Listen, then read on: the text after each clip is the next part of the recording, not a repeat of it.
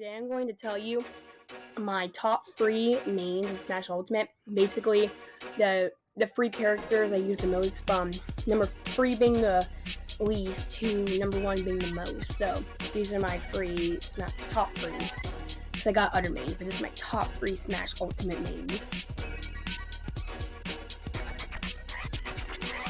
Hi, Katie, you're precious. Yes. Oh, you're so precious. Get started. Number 3 is Donkey Kong. Donkey Kong is, unsurprisingly, a large super heavyweight, having the same weight value as King Dedede and is the 3rd heaviest character in the game behind Bowser and King K. Rool.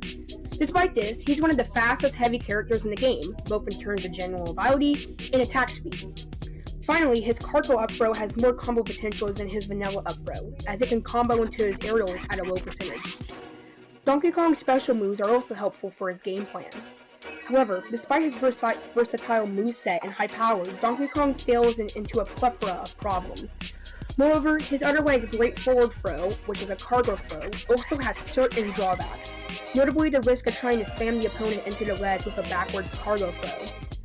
The trajectory of both forward and backward cargo throws also poses a minor challenge. Unlike traditional forward and back throws, Donkey Kong sends the opponent at a high vertical angle instead of horizontal. Unlike the all-around heavyweight Bowser, perhaps Donkey Kong's most glaring weakness is his lack of out-of-shield options. As such, Donkey Kong has to capitalize on his power and range to limit opponents' approaches in order to win matches.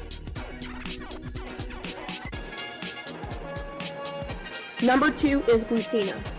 The main difference between Lucina and Marth in Super Smash Bros. 4 is that Lucina lacks a tipper, which means that her sword attacks deal the same amount of damage across her entire blade. Her sword attacks deal more damage and knockback than Marth's weak sore spots, but not as much as his powerful tipper sweet spots. Overall, a player's preference for Lucina or Marth is determined by their preferred gameplay style.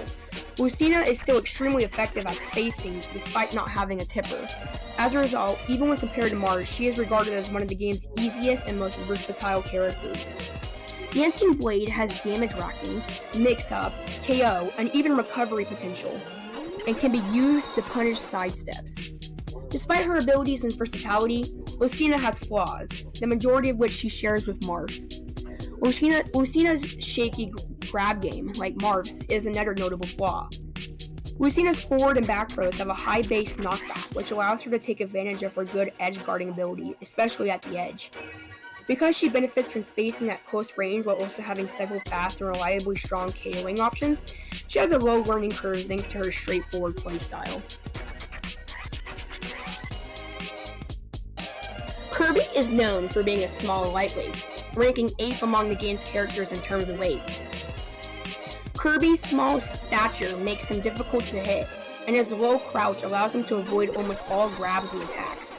The utility of Kirby's ground game extends to his grab game as well. Unlike most other forward throws in the game, his forward throw has combo potential, leading to aerial attacks at low to mid percentages.